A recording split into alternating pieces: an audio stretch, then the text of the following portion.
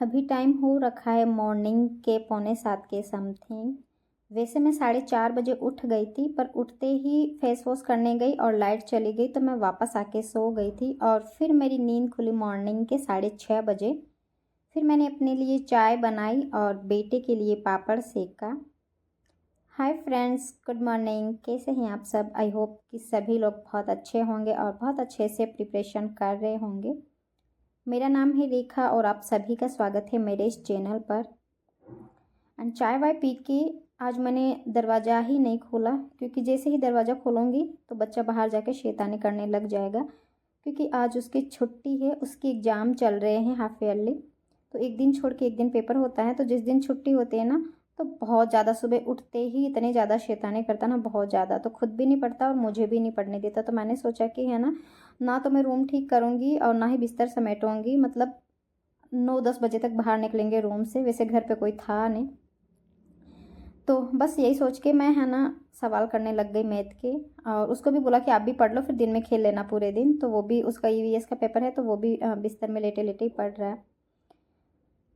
करीब 1.5 घंटे सवाल करने के बाद में फिर मैं उठ के रूम ठीक किया और झाड़ू वगैरह लगाए करे, बाहर निकले, थोड़ी सी वॉक करी और हल्की हल्की सी भूख लगने लग गई। ब्रेकफास्ट के लिए पास्ता बन के रेडी है। एंड अब बाबू से पूछते हैं कैसा बना, खा के बताओ। अच्छा है, टेस्टी। क्योंकि ज़्यादा चीज़ें तो डालने देते नहीं हैं, ज़्यादा तीखा नहीं खा पाता है, तो इनके साथ साथ मुझे भी ऐसा ही। तो चलो फटाफट से ब्रेकफास्ट कर लेते हैं। इतनी ज़्यादा ग्रे हेयर आ गए ना, बहुत ही ज़्यादा। इतनी मेरी मम्मी के भी नहीं है, मेरे और मेरे हस्बैंड के बहुत ही ज़्यादा ग्रे हेयर आ गए। पता नहीं, ऐसा लग रहा है कि 1 साल के अंदर अंदर तो मैं पूरी, मतलब पूरे बाल वाइट होने वाले हैं। तो अब मैं लगाने वाली हूँ मेहंदी। मैंने कल ही गला दी थी, कल किसी कारणवश से नहीं लगा पाई थी, तो अब लगाती हूँ। और वैसे तो मैं जब भी कभी मेहंदी लगाती हूँ पहले नहा लेती हूँ, फिर मेहंदी लगाती हूँ। बट आज मैं नहाई नहीं हूँ, क्योंकि आज बच्चे की भी छुट्टी है, एग्ज़ाम चल रही है इसकी। तो जिसकी वजह से घर पे ही, अभी 10 बज चुके हैं, मेहंदी लगूँगी 2 घंटे रखूँगी, तब तक मेरे घर का काम भी हो जाएगा। काम तो वैसे ऑलमोस्ट हो गया है, झाड़ू पोछा, बट किचन में बर्तन पड़े हैं। अभी पास्ता बनाया था उसके, चाय के, एंड खाना बनाऊँगी उसके, हो जाएंगे, फिर आराम से नहाऊँगी। तो चलो चलते हैं, मेहंदी लगा देते हैं फटाफट से। इधर शीशा रखा हुआ है और यहाँ पे मेहंदी गली हुई है, तो मैं फटाफट से लगा देती हूँ। नहा धो के खाना वाना खा के घर के सारे कामों से फ्री होके दोनों माँ बेटे फिर से पढ़ने के लिए बैठ चुके हैं। एंड यहाँ पे मैं साइंस के एमसीक्यू लगा रही हूँ। मेरा कोई ऐसा फिक्स टाइम टेबल नहीं होता कि मुझे इतने बजे से इतने बजे तक ये सब्जेक्ट पढ़ना ही पढ़ना है, क्योंकि मैं एक हाउसवाइफ हूँ और मेरे साथ में मेरा बच्चा भी है। तो मेरे लिए पॉसिबल नहीं है कि उसी टाइम पे वो सब्जेक्ट पढ़ाई जाए, इसलिए मैं टाइम टेबल वगैरह नहीं बनाती करती हूँ। और मैं मेरे मूड के हिसाब से भी पढ़ती हूँ। जब मेरा माइंड एकदम फ्रेश होता है, एनर्जेटिक होता है, तो मैं मतलब मैथमेटिक्स वगैरह है, फिजिक्स है, केमिस्ट्री है, ये सब्जेक्ट पढ़ती हूँ। और मतलब जैसे जैसे इवनिंग होती जाती है, मतलब थोड़े से टायर्ड फील होता ही है, क्योंकि मेंटली थकान भी हो ही जाती है। तो फिर मैं इजी सब्जेक्ट पढ़ने की कोशिश करती हूँ और यूट्यूब पे पीवाईक्यूज़ वगैरह, एमसीक्यूज़ वगैरह वो देखती करती हूँ।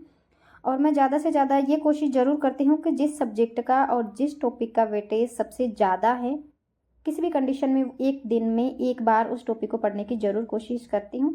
वैसे इतने सारे सब्जेक्ट हैं, सारे सब्जेक्ट तो एक दिन में नहीं पढ़े जाते, बट फिर भी मैथ है, मैथ को मैं रेगुलर देखती हूँ। मतलब 1 घंटा ही देखूँ, 2 घंटा देखूँ या 3 घंटा देखूँ।